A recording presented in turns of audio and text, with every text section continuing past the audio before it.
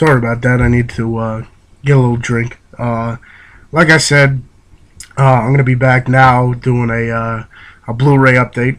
Um, I got a good amount right over here, if you can see that. So I'm gonna get through this as well as I can.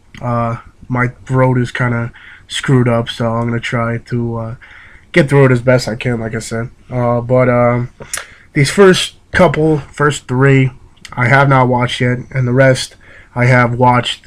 So I'll tell you a little bit about each one. Uh, this first one is the second one in the series, Ghost Rider, the Spirit of Vengeance, with Nicolas Cage. I The first one was decent, so I thought I'd pick this one up, but didn't watch it yet. There's another one that's second in a series, and it's Sherlock Holmes: A Game of Shadows. I like the first one, so I'll probably like the second one. This one I actually wanted to watch in the theaters. Never got around to it. I picked it up the first day that it came out, expecting to watch it that day. Never got around to that, and still haven't watched it. This isn't like a movie that is gonna win a thousands of awards or whatever, but Project X, story about a huge house party. I wanted to watch it, but like I said, I never got around to it. This one, some people liked, some people didn't like it. I was the one who liked it. Chronicle, pretty much like a shot on scene kind of deal where the kid, most of the movie is actually this kid's video camera, and it's about three people. I guess they run into an asteroid or something, and they get these powers of flying and moving objects and stuff. And this one of the three actually learns how to control his powers a lot more, and he's like picked out in school, so he uses it for actually some evil stuff. And the other two are trying to stop him, and towards the end, he's just so powerful and everything. But I like this one, so. This one is, what is it now, the 8th in the series, even though it's really should be considered the 4th movie. This one is actually, I think, the 8th. American Reunion. Pretty much it's the people from the first 3. All of them came back. I think that was pretty cool. That's why I think I liked it a lot more. They got everyone back for a high school reunion, and it's them going back to the town and more hijinks like the first 3. This one I think actually has funnier scenes in it, but I'd say watch it. This one I heard people give it crap. I liked it. I actually liked the acting in it, except for a few scenes, and it's Snow White and the Huntsman with Kristen Stewart, Charlize Theron, and Chris Hemsworth. Pretty much a story of Snow White told in like I guess a darker way, not like Disney style. But like I said, I liked it for the most part. There was good acting. I liked the people that they got for the dwarves.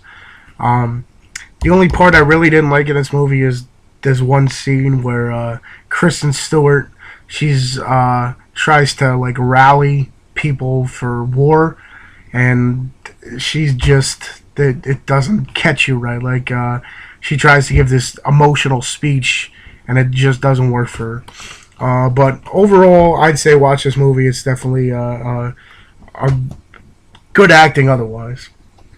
This one is a Dr. Seuss one. I remember watching the cartoon when I was younger. The Lorax. Danny DeVito's the voice of this guy. Pretty much in the beginning, this kid lives in a town where it's all like metallic. There's no real living trees or anything, and he's in love with this one girl, and she says if she ever saw a real tree, or someone got him or someone got her a real tree, she'd marry the person. So he made it his goal to find a tree, and his grandmother told him about some guy named the Onceler. Goes to find this guy, and he tells him a story of how he went into the woods and screwed up everything. He was the one who got rid of the trees and a whole story. I mean, if you've seen it when you were a kid, it's pretty much the same thing. It's just upgraded now to what do you call it? Pixar. This one is Disney's Pixar, and it's definitely I liked it, but it was definitely different than I thought from the previews. It's Brave. She's this girl right here is a princess, and when she was younger, I guess she grew up like a tomboy. Her dad told her how to shoot a bow and everything. So later on in life, her parents, well, mostly her mother, wants her to get married. So they bring all these different clans with their sons, and she gonna have to pick one of them. She doesn't want to, so she ends up running away, running into a cabin with this witch who she tells her that she wants her mom to change her mind.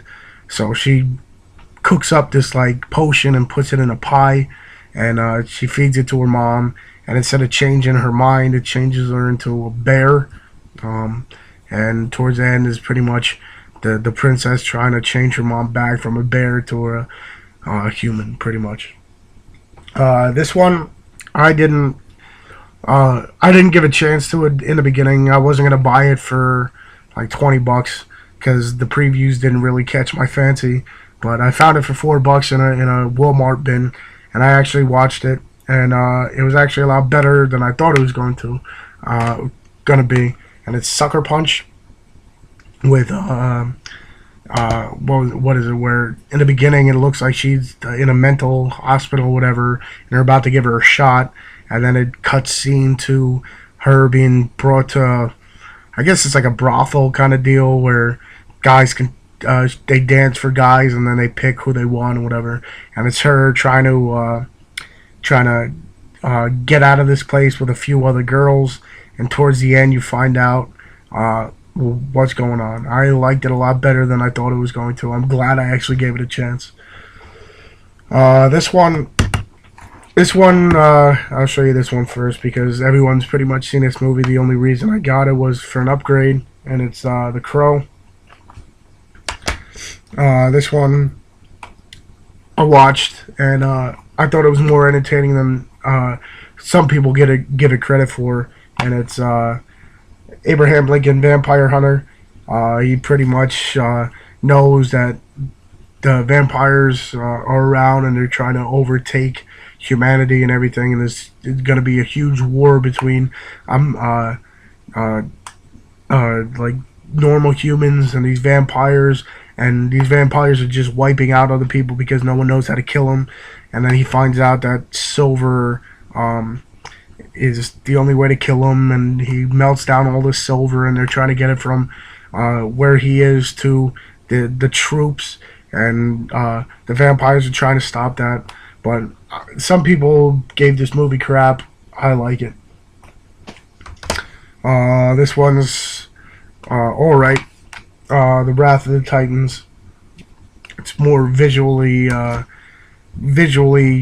good than actual, like, I like the storyline, but the visuals are what makes the movie for me. This one, I remember watching the original, and people were telling me, "Oh, it's disgusting. It's one of the worst movies I've ever seen, disturbing wise." And I watched it, and I've seen worse. And then this one comes out, and this is actually one of the most, if not the most disgusting movie I've seen. It's like vile. It's disturbing. It's the scenes are very hard to watch. I almost couldn't get through this. I almost got sick a few times. But the Human Centipede 2, the full sequence. If you have a strong stomach, I'd say watch it. But like I said, this one I almost didn't get through the whole movie because there are scenes that are just a little too overboard and whatever. This one I got recently. I upgraded E.T. to Blu-ray. It's a Blu-ray DVD digital copy thing. I mean, everyone's seen the movie. I just don't know how the quality is. If anybody knows, let me know. This one I got. It's with Mark Wahlberg and Mila Kunis, and Seth MacFarlane directed it. And it's Ted. Seth MacFarlane is Ted, the little bear. And Mark Wahlberg is the older guy. He gets this teddy bear when he was younger. He wasn't really popular. And he said one of his wishes was that the bear would become real. And one night, it happens. The next morning, he wakes up and the bear's talking. And he grows up, but the bear also grows up with him. So it's a very raunchy, like humor kind of deal. It is funny. Definitely a watch. You should watch it. It's he's Mark Wahlberg is in love with Mila Kunis, and she wants him to grow up to get rid of Ted, and Ted gets kicked out, and it's a funny movie. I say watch it. This one I got just to upgrade. It was what was it, $5 in the it says $9.99 here, but it was on sale, and it's the Boondock Saints, the first one. I got it on Blu-ray just to upgrade.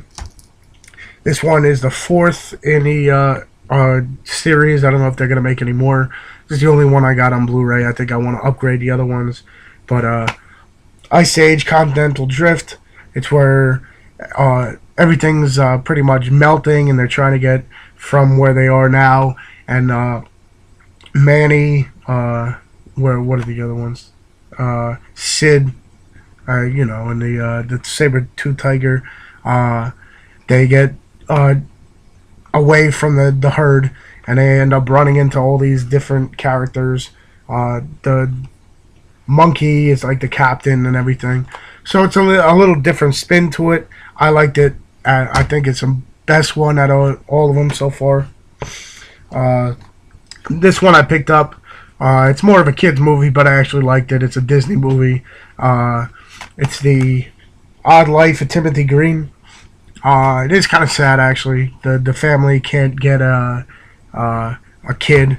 Who's in it? It's Jennifer Garner and Joel Edgerton, the guy from Warrior, and they try and can't have a kid, so they pray to God one time, and they give all these characteristics what they want the kid to have, and one night they end up just hearing a noise and everything, and they see all this dirt, and then they find a kid, and they find out that he actually grows in the garden.